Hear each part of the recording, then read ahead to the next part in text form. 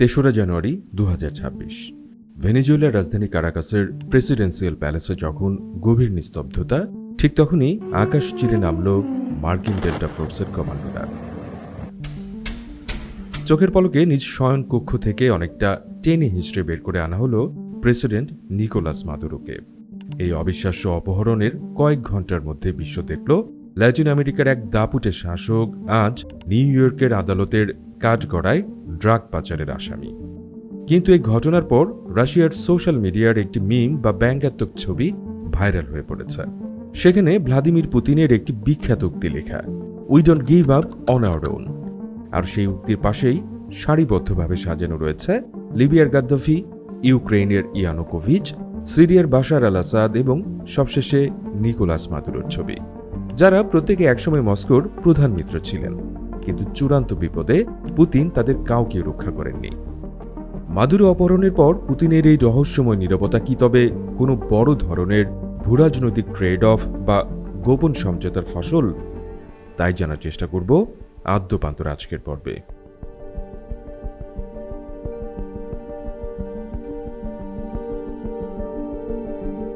2026-এর 3রা জানুয়ারি শনিবার, ঘড়ির কাঁটায় তখন রাত আনুমানিক 2:20। ভেনেজুয়েলার রাজধানী কারাকাসের আকাশ তখন এক অদ্ভুত গোমট নীরবতায় আচ্ছন্ন। কিন্তু সেই নিস্তব্ধতা খানখান করে দিল মার্কিন যুদ্ধ বিমানের গগনবিদারী আওয়াজ। পেন্টাগনের ইতিহাসের অন্যতম দুঃসাহসিক এবং আন্তর্জাতিক আইনের সীমানা লঙ্ঘনকারী এক মিশন তখন চূড়ান্ত পর্যায়ে, যার কোড নেম দেওয়া হয়েছিল অপারেশন অ্যাবসোলিউট রিজলভ। এই অভিযানের প্রধান লক্ষ্য কোনো সামরিক ঘাঁটি বা অস্ত্রাগার ছিল না, বরং লক্ষ্য ছিলেন একটি সার্বভৌম রাষ্ট্রের প্রধান নিকোলাস মাদুরো।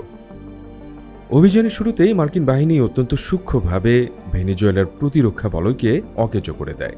কারাকাসের গুরুত্বপূর্ণ বিমানবন্দর এবং সমুদ্র বন্দরগুলোতে মোতায়েন করা রাশিয়ার তৈরি অত্যাধুনিক বাক-2MA এয়ার ডিফেন্স সিস্টেম এবং শক্তিশালী রাডার নেটওয়ার্কগুলো মুহূর্তের মধ্যে মার্কিন ক্ষেপণাস্ত্রের আঘাতে ধ্বংসস্তূপে পরিণত হয়। মজার বিষয় হচ্ছে যে রুশ প্রযুক্তির উপর মাদুরো অগাধ আস্থা রেখেছিলেন, সেই রাডারগুলো মার্কিন স্টেলথ প্রযুক্তির উপস্থিতিও টের পায়নি। প্রতিরক্ষা ব্যবস্থার এই পতনের পরপরই কারাকাসের প্রেসিডেন্সিয়াল প্যালেস বা মিরফ্লোরেস প্যালেসের উপর দিয়ে দড়ি বেয়ে নিচে নামতে শুরু করে মার্কিন সামরিক বাহিনীর সবচেয়ে চৌকস ইউনিট ডেল্টা ফোর্স। মার্কিন কমান্ডোরা যখন মাদুরোর ব্যক্তিগত শয়ন কক্ষে প্রবেশ করে, তখন তিনিও তার স্ত্রী সিলিয়া ফ্লোরেস গভীর ঘুমে আচ্ছন্ন ছিলেন।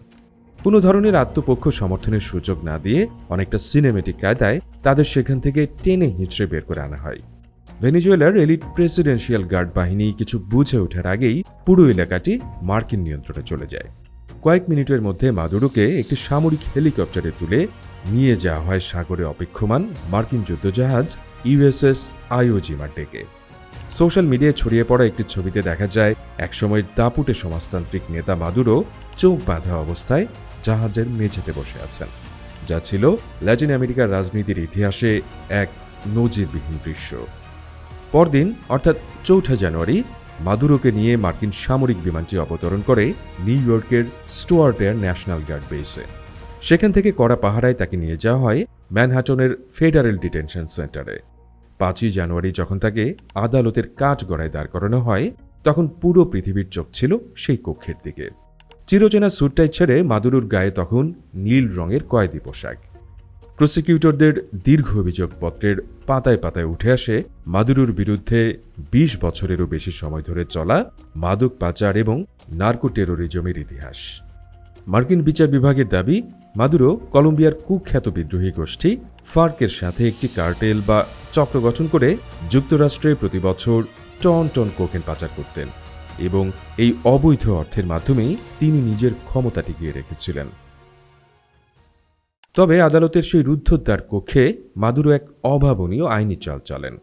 তিনি উচ্চকণ্ঠে চিৎকার করে নিজেকে একজন প্রিজনার অফ ওয়ার বা যুদ্ধবন্দী হিসেবে ঘোষণা করেন। তার আইনজীবীরা যুক্তি দেন যে যেহেতু মার্কিন সামরিক বাহিনী একটি সার্বভৌম দেশের ভেতরে কমান্ডো অপারেশন চালিয়ে তাকে ধরে এনেছে, তাই 1949 সালের জেনেভা কনভেনশন অনুযায়ী তিনি বিশেষ সুরক্ষা পাওয়ার দাবিদার।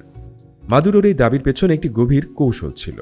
যদি তিনি যুদ্ধবন্দী হিসেবে স্বীকৃতি পেতেন, তবে তার বিচার প্রক্রিয়াটি সাধারণ আদালতের পরিবর্তে একটি আন্তর্জাতিক ট্রাইব্যুনালে চলে যেত, যা হয়তো তাকে চরম শাস্তি থেকে রক্ষা করতে পারত। কিন্তু ম্যানহাটনের ফেডারেল বিচারক লুইস স্ট্যান্টন অত্যন্ত কঠোর ভাষায় মাদুরোর এই দাবি নাকচ করে দেন।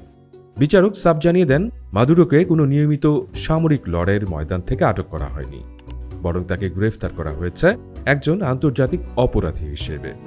শুনানির এক পর্যায়ে মাদুরো যখন নিজেকে ভেনেজুয়েলার সাংবিধানিক প্রেসিডেন্ট হিসেবে সম্বোধন করার দাবি তোলেন, তখন বিচারক তাকে থামিয়ে দিয়ে নির্দেশ দেন যে আদালতে তাকে কেবল মিস্টার মাদুরো বলে পরিচয় দিতে হবে।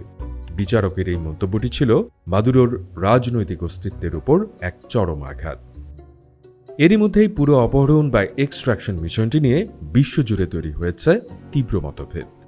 ডেনমার্ক এবং মেক্সিকোর মতো দেশগুলো এই ঘটনাকে সরাসরি আন্তর্জাতিক দস্যুতা এবং রাষ্ট্রীয় অপহরণ বলে নিন্দা জানিয়েছে। তাদের মতে, এভাবে একটি শক্তিশালী দেশ যদি অন্য কোনো দেশের প্রধানকে তুলে নিয়ে যেতে শুরু করে, তবে বিশ্বের সার্বভৌমত্বের ধারণা পুরোপুরি ভেঙে পড়বে। কিন্তু হোয়াইট হাউস এই নিন্দার তোয়াক্কা করেনি।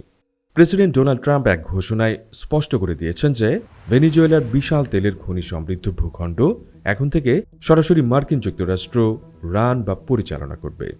মোদ্দা কথা হচ্ছে, মাদুরোর বিশাল সামরিক বাহিনী এবং রাশিয়ার সাথে তার চিরস্থায়ী বন্ধুত্ব সবই যেন এক রাতে ধুলোয় মিশে গেছে। এই ঘটনা কেবল একজন ব্যক্তির পতন নয়, বরং এটি আন্তর্জাতিক রাজনীতিতে রাইট অফ ফোর্সের নতুন এক অধ্যায়ের সূচনা করেছে। সহজ কথায়, জোর যার মুল্লুক তার। কিন্তু প্রশ্ন হচ্ছে, এই পুরো ঘটনায় মাদুরোর সবচেয়ে বড় ভরসা ভ্লাদিমির পুতিন কেন নিশ্চুপ হয়ে রইলেন? নিকোলাস মাদুরোর মতো একজন লৌহ মানব যখন মার্কিন ডেল্টা ফোর্সের হাতে নিজের শোবার ঘর থেকে অপহৃত হন, তখন মস্কো রেড স্কোয়ার থেকে একটি গর্জন শোনার অপেক্ষায় ছিল পুরো বিশ্ব। কিন্তু রাশিয়ার প্রেসিডেন্ট ভ্লাদিমির পুতিন আজ অদ্ভুতভাবে নিশ্চুপ। এই নীরবতা এতটাই প্রকট যে খোদ রাশিয়ার সোশ্যাল মিডিয়া নেটওয়ার্কগুলোতে একটি ব্যঙ্গাত্মক মিম বা ছবি দাবানলের মতো ছড়িয়ে পড়েছে। সেই ছবিতে পুতিনের একটি বহু চর্চিত উক্তি লেখা, আমরা আমাদের নিজেদের লোকদের কখনো ছেড়ে দিই না। সেই গর্বিত বাণীর পাশেই সারিবদ্ধভাবে সাজানো রয়েছে রাশিয়ার সেই সব এককালীন পরম মিত্রদের ছবি, বিপদের দিনে যাদের হাত ছেড়ে দিতে দ্বিধা করেনি মস্কো। এই তালিকার শুরুতেই আছেন লিবিয়ার মুয়াম্মার গাদ্দাফি, যাকে 2011 সালে ক্ষমতাচ্যুত করে হত্যা করা হয়েছিল। এরপর ইউক্রেনের ভিক্টর ইয়ানুকোভিচ, যাকে 2014 সালে প্রাণ বাঁচাতে মস্কোতে পালিয়ে আসতে হয়। এমনকি 2024 সালের ডিসেম্বরে সিরিয়ার বাশার আল আসাদ যখন বিদ্রোহীদের তোপে দামেস্ক ছেড়ে মস্কোতে রাজনৈতিক আশ্রয় নিলেন, তখনও রাশিয়া ছিল কার্যত নিষ্ক্রিয়। আর এখন সেই তালিকার নতুন সংযোজন নিকোলাস মাদুরো। প্রশ্ন হচ্ছে, পুতিন কেন তার দীর্ঘদিনের মিত্রদের একের পর এক বিসর্জন দিচ্ছেন? এর নেপথ্যে কি রাশিয়ার সামরিক দুর্বলতা, নাকি পর্দার আড়ালে অন্য কোনো বড় ডিল বা সমঝোতা কাজ করছে? প্রথমত আমাদের বুঝতে হবে ভেনেজুয়েলার সাথে রাশিয়ার প্রতিরক্ষা চুক্তির প্রকৃত রূপটি কেমন ছিল। কাগজে কলমে এটি একটি কৌশলগত জোট মনে হলেও চুক্তির শর্তগুলো ছিল অত্যন্ত অস্পষ্ট। সেখানে কোনো বিদেশি আগ্রাসনের সময় রাশিয়া সরাসরি সৈন্য পাঠিয়ে সাহায্য করবে এমন কোনো সুনির্দিষ্ট প্রতিশ্রুতি ছিল না, যার ফলাফল আমরা দেখলাম 3রা জানুয়ারি রাতে। মার্কিন বাহিনী মাদুরোকে ধরার আগে ভেনেজুয়েলার আকাশ সীমায় রাশিয়ার সরবরাহকৃত এয়ার ডিফেন্স সিস্টেম এবং রাডারগুলোকে নিমিষেই ধ্বংস করে দেয়। কিন্তু মস্কো কেবল একটি নিন্দাসূচক বিবৃতির বাইরে কিছুই করেনি। বিশ্লেষকদের মতে পুতিনের এই নীরবতার প্রধানতম কারণ হল ইউক্রেন সংকট। 2026 সালের এই মুহূর্তে ইউক্রেন যুদ্ধের বয়স দাঁড়িয়েছে প্রায় 4 বছর। রাশিয়ার সমস্ত সামরিক শক্তি, অস্ত্রাগার এবং অর্থনৈতিক রসদ এখন কিয়েভের ফ্রন্ট লাইনে নিবদ্ধ। পুতিন খুব ভালো করেই জানেন যে ইউক্রেনের অস্তিত্ব রক্ষার লড়াই চলাকালীন আটলান্টিকের ওপারে গিয়ে আমেরিকার ব্যাকইয়ার্ডে সামরিক হস্তক্ষেপ করা মস্কোর জন্য কেবল অসম্ভবই নয়, বরং আত্মঘাতী। তবে আল জাজিরার একটি গভীর বিশ্লেষণ আমাদের অন্য এক রোমাঞ্চকর তত্ত্বের দিকে নিয়ে যায়। সেটি হল অ্যাঙ্করেজ সামিট বা অ্যালাস্কার গোপন বৈঠক। ধারণা করা হচ্ছে 2025 সালের আগস্টে ডোনাল্ড ট্রাম্প এবং পুতিনের মধ্যে প্রভাব বলয় ভাগাভাগি নিয়ে একটি সুদূর প্রসারী সমঝোতা হয়। এই তত্ত্ব অনুযায়ী ট্রাম্প হয়তো ইউক্রেন ইস্যুতে রাশিয়াকে বড় কোনো ছাড় দিতে রাজি হয়েছেন, যার বিনিময়ে পুতিন ভেনেজুয়েলা এবং গ্রিনল্যান্ডের উপর মার্কিন আধিপত্য মেনে নিয়েছেন। এই সমঝোতা সবচেয়ে বড় পুরস্কার হতে পারে জ্বালানি রাজনীতি। রাশিয়ার বর্তমান তেল ক্ষেত্রগুলো যখন ধীরে ধীরে ফুরিয়ে আসছে, তখন সাইবেরিয়ার জলাভূমি অঞ্চলে অবস্থিত বিশ্বের বৃহত্তম শেল অয়েল বা কঠিন শিলা তেলের ক্ষেত্র বাজেন ভস্কাস ভিতা থেকে তেল উত্তোলনের জন্য রাশিয়ার প্রয়োজন উন্নত প্রযুক্তি। বর্তমানে এই জটিল প্রযুক্তি ও অভিজ্ঞতা দুটোই আছে কেবল মার্কিন তেল কোম্পানিগুলোর কাছেই। ওয়াশিংটন হয়তো পুতিনকে টোপ দিয়েছেন যে মাদুরো ইস্যুতে রাশিয়া সরে দাঁড়ালে ভবিষ্যতে এই তেল উত্তোলনে মস্কোকে কারিগরি সহায়তা দেয়া হবে। আর এই চালের মাধ্যমে হোয়াইট হাউস আসলে এক ঢিলে দুটি পাখি মারতে চাইছে। একদিকে ভেনেজুয়েলার তেলের নিয়ন্ত্রণ, অন্যদিকে রাশিয়ার এই বিশাল জ্বালানি সম্পদে চীনের প্রবেশাধিকার বন্ধ করে দেয়া। কিন্তু এই ভূ রাজনৈতিক হিসেবের বাইরেও হয়তো পুতিনের মনে কাজ করছে এক গভীর ব্যক্তিগত আতঙ্ক। রাজনীতি বিশ্লেষক গালিয়া ইব্রাহিমোভ মনে করেন, মাদুরোর এই কাছের নিরাপত্তা বলক ভেদ করে মার্কিনীরা কিভাবে পৌঁছল তা পুতিনকে বিচলিত করে তুলেছে।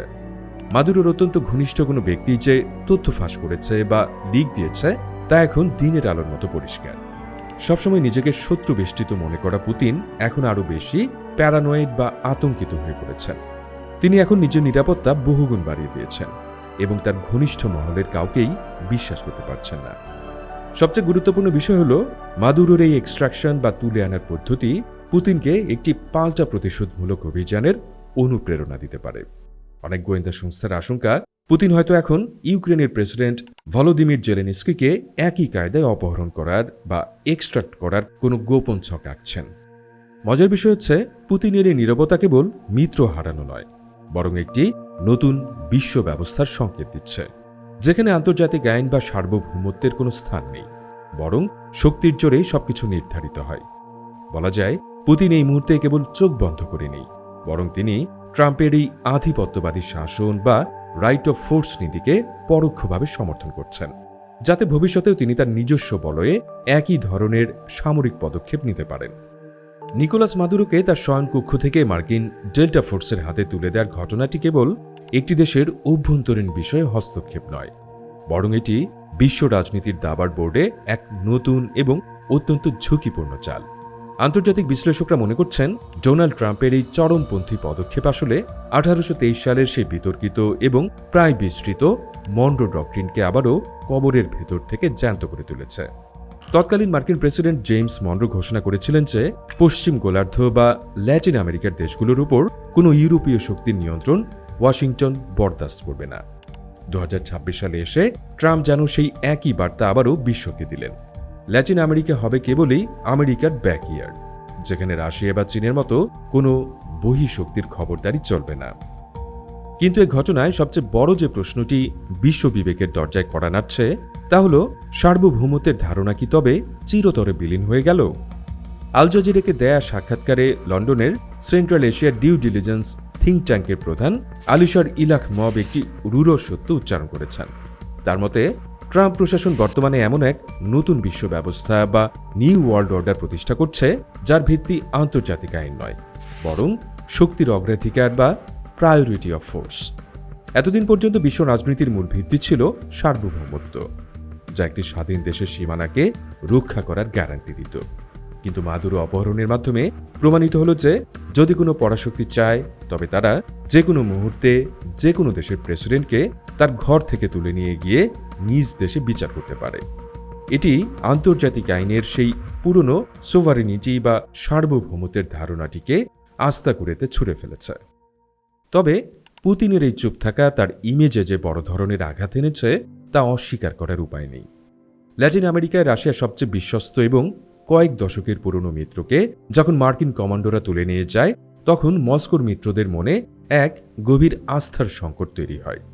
কিন্তু কিয়েভ ভিত্তিক বিশ্লেষক অ্যালেক্সি কুশ মনে করেন, রাশিয়ার অভ্যন্তরীণ রাজনীতিতে এর কোনো নেতিবাচক প্রভাব পড়বে না, বরং ক্রেমলিন নিয়ন্ত্রিত মিডিয়াগুলো এই ঘটনাকে মার্কিন সাম্রাজ্যবাদের নগ্ন উদাহরণ হিসেবে প্রচার করে জনমনে পশ্চিমা বিদ্বেষ আরও উস্কে দেবে। মজার বিষয় হচ্ছে, মাদুরোকে এই মহাবিপদে ফেলার পেছনে রাশিয়ার সরবরাহকৃত সেই সব অত্যাধুনিক সরঞ্জামের ব্যর্থতাও আজ প্রশ্নবিদ্ধ। ভেনেজুয়েলায় মোতায়েন করা রাশিয়ার বাক-2M এয়ার ডিফেন্স সিস্টেম বা রাডারগুলো মার্কিন স্টেলথ প্রযুক্তির সামনে পুরোপুরি অকেজো প্রমাণিত হয়েছে। এর থেকে স্পষ্ট যে সামরিক প্রযুক্তির দৌড়েও রাশিয়া এখন পশ্চিমা দেশগুলোর তুলনায় অনেকটা পিছিয়ে পড়েছে, যা পুতিনকে আরও বেশি বিচলিত করে তুলেছে। কার্নেগি এন্ডাওমেন্টের বিশেষজ্ঞ গালিয়া ইব্রাহিমোভার মতে, পুতিনের এই নীরবতা তাকে ট্রাম্পের আরও ঘনিষ্ঠ করবে না। ট্রাম্প ইতিমধ্যে ঘোষণা করেছেন যে রাশিয়া যে দাবি করছে ইউক্রেন পুতিনকে হত্যার চেষ্টা করেছে তা তিনি বিশ্বাস করেন না। ফলে পুতিনের এই ব্যক্তিগত ছাড় ট্রাম্পের কাছ থেকে কোনো সহমর্মিতা আদায় করতে পারেনি। বরং মাদুরোর খুব কাছের কোনো লোকই যে আমেরিকার কাছে তথ্য ফাঁস করেছে, এই প্যারানয়া বা ভয় এখন পুতিনকে হয়তো কুরে কুরে খাচ্ছে। তিনি এখন নিজের নিরাপত্তা বহুগুণ বাড়িয়ে দিয়েছেন এবং সন্দেহ করছেন যে মাদুরোর মতো পরিণতি তাকেও বরণ করতে হতে পারে। মাদুরো এখন মার্কিন জেলখানায় এক সাধারণ কয়েদি, আর ভেনেজুয়েলার তেল সম্পদ এখন সরাসরি হোয়াইট হাউসের নিয়ন্ত্রণে। এই পুরো ঘটনায় পুতিনের দীর্ঘ নীরবতা এবং রাশিয়ার নিষ্ক্রিয়তা প্রমাণ করে যে ল্যাটিন আমেরিকায় রুশ আধিপত্যের সূর্য এখন অস্তা চলে। এই গ্রেট গেমে শেষ পর্যন্ত কে জিতবে, মাদুরোর আইনি লড়াই নাকি পুতিন ট্রাম্পের এই গোপন সমঝোতা, তা কেবল সময়ই বলতে পারে।